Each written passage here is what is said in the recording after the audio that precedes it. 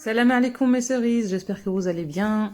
Donc aujourd'hui on va préparer une recette de besboussa à l'orange sans sherbet. Pour commencer j'ai mis 3 œufs avec une pincée de sel, j'ai rajouté 3 quarts de sucre, normalement c'est que la moitié mais j'ai mis 3 quarts parce que vous comprendrez après, je vous expliquerai. Et j'ai mixé tout ça au mixeur plongeant. Ensuite je suis venue rajouter 3 quarts d'huile, voilà. La moitié d'un verre d'huile, c'est pas que 3 quarts, c'est la moitié. La moitié, pas 3 quarts.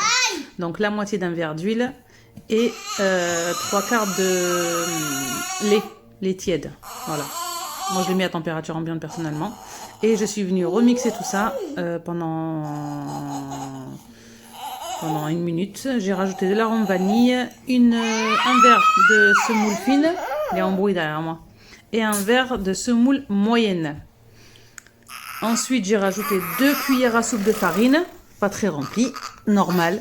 Et je me fais étrangler par mes enfants, au secours, aidez-moi. De levure chimique. Je suis venue mélanger tout ça au fouet. Le fouet, tout simplement. Arrête. Et j'ai laissé reposer le temps de faire chaud, de faire autre chose. De préparer mon plat pour le four et de faire préchauffer mon four. D'ailleurs, je l'ai fait chauffer à 160 degrés, chaleur tournante. Là, je suis venue mettre un peu d'huile avec de la semoule dans mon plateau et j'ai versé ma pâte. D'ailleurs, vous allez voir, regardez, elle est devenue un peu plus épaisse. C'est pour ça qu'on laisse reposer pour savoir si la semoule elle boit beaucoup ou pas. Savoir si on doit rajouter un peu de semoule ou un peu de liquide. Là, alhamdoulilah, j'ai besoin de rien rajouter. C'est nickel ce qu'il faut. Donc, je mets dans un plat qui va au four. Et j'enfourne pour 30 à 40 minutes. Ça m'a pris 35 minutes exactement. Chaleur tournante 160 degrés. Vous allez le voir, on va sortir le pic là. Il est nickel, il est propre. Et je vais venir la faire boire avec mon jus d'orange que j'ai pressé manuellement. Enfin, que j'ai pressé tout simplement avec des vraies oranges, on va dire. C'est pas du jus. Auquel j'ai rajouté 2 cuillères à soupe de sucre. Vous pouvez aller jusqu'à 4. Moi, j'ai mis que 2 parce que j'aime pas quand c'est trop sucré. En plus, là, c'était nickel. J'ai fait chauffer pour que le sucre s'infuse encore plus et j'ai laissé refroidir parce qu'il faut toujours que ça soit chaud-froid. Donc la besboussa elle est chaude, la charbette elle est froide. Donc là j'ai tout mis, tout mon jus, tous mes 2 verres là et j'ai laissé que ça s'imprègne, j'ai laissé boire.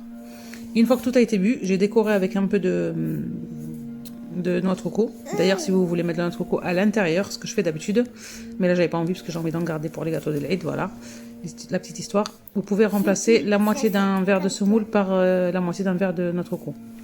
La moyenne ou la fine, comme vous voulez. Donc j'ai décoré d'un peu de noix de coco. Et bien ensuite, on a mangé. C'est régalé. Alhamdoulilah. Voilà, donc si vous la testez, je vous le dis toujours, dites-le moi, faites-moi un petit commentaire, encouragez, subhanallah, c'est gratuit. Vous faites jamais ça. Vous me demandez des recettes, je partage, mais quand moi je partage, vous réagissez que quand c'est en privé.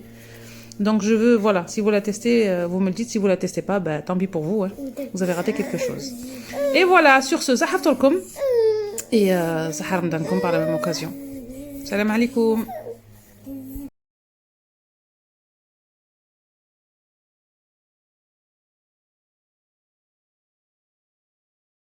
Je vous l'ai pas dit, hein, mais le même nom, il est aussi sur Instagram et sur TikTok. Donc voilà, vous pouvez venir aussi encourager là-dessus si vous voulez. D'accord, je compte sur vous. Allez, salam alaikum.